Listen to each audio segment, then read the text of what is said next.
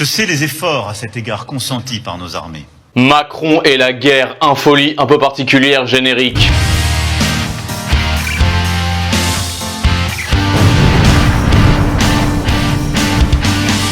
Je viens d'écouter la prise de parole de Macron d'il y a 3 jours, cette prise de parole belliqueuse, cette promesse macabre à mi-mot, ce va-t-en-guérissement pressé. Notre résolution à ne pas laisser la Russie gagner la guerre. Nous continuerons de soutenir l'Ukraine. L'extrême détermination qui caractérise la France, nous continuerons en effet d'équiper les Ukrainiens pour qu'ils puissent se défendre aussi longtemps qu'il le faudra. Et dans cette guerre froide qui s'est muée en paix chaude entre les démocraties financières néolibéralisées mondialistes et les pays souverains, autoritaires et traditionnels, l'Ouest prétendant qu'il faille absolument entraver la marche de l'inévitable victoire russe pour que l'Europe occidentale ne subisse pas le sort des Ukrainiens, et la Russie continue son invasion ukrainienne pour sécuriser la bordure de son territoire que l'oncle Sam aime un peu trop baser. Et dans ce contexte, on a Macron, porte-parole de ses maîtres plus ou moins occultes, ceux qui l'ont conçu, qui commence à recevoir des ordres. Et chaque litre de salive gaspillée de sa langue de reptile sert à conditionner l'armée et le peuple à la prétendue nécessité de la guerre. Mais Macron, tes maîtres boomers supranationaux, hyper mondialisés, ils veulent que t'envoies qui? Qui? Physiquement, au front, qui tu vas envoyer?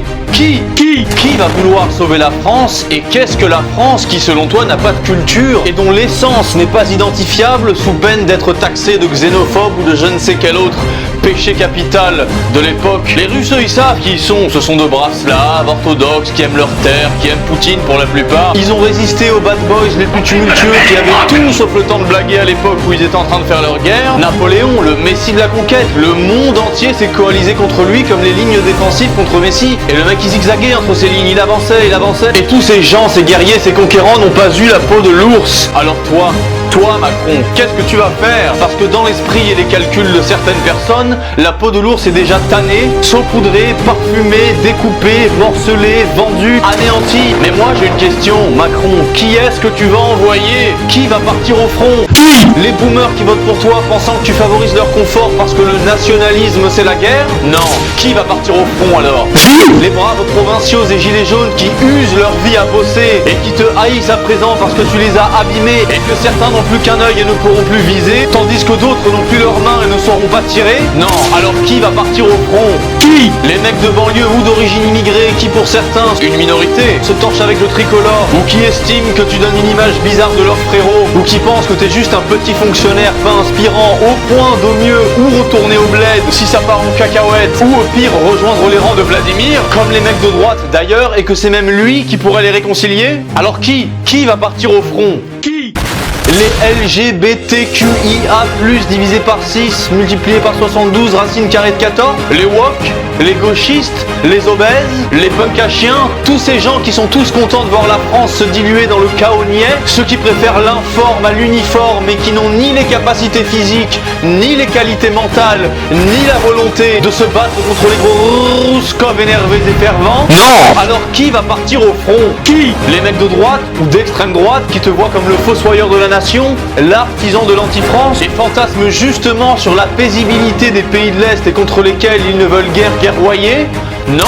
Alors qui va partir au front? Les militaires? Mais pas un de te soutient au fond de son cœur. C'est en conformité à leur vocation qu'ils acceptent les missions. Par un fond d'obéissance, de garde à vous qui est inhérent à leur fonction. Mais au fond d'eux, ils le savent, ils sont tiraillés. Ils ne veulent pas aller se battre contre les Russes. Aller batailler contre un homme dont ils estiment malgré tout la droiture morale plus irréprochable que la tienne. Ils ne veulent pas. J'imagine déjà leur regard si un jour la guerre était déclarée. Ils chercheraient entre eux, dans leurs yeux, la complicité du refus, la lueur au fond de la pupille de chacun d'eux qui se dit « Mais non, on va pas faire ça, mais c'est ridicule, aller partir au casse-pipe, aller crever pour une fausse nation, pour une république qui se moque du monde !» Ils rechercheraient pour finir le courage de dire non. Leur bon sens se heurterait à tes ordres. Et dans le tas, à un moment, l'un d'eux dirait « Y a pas tes ordres, y a des ordres !»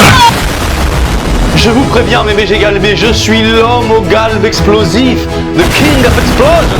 Et la guerre, c'est pas de tout repos. J'ai fait 15 ans en Afrique, monsieur. J'ai fait le Vietnam, j'ai fait 14-18, j'ai fait les Templiers, j'ai fait les croisades, j'ai fait la conquête de l'Ouest avec le cowboy. C'était pas de tout repos, je peux vous le dire. J'ai fait Gangs of New York, la prise de la Bastille, la Révolution.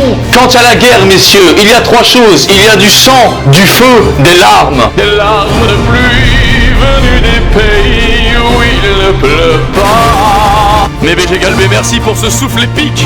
Je rends le mic. Galba tous. Brrr.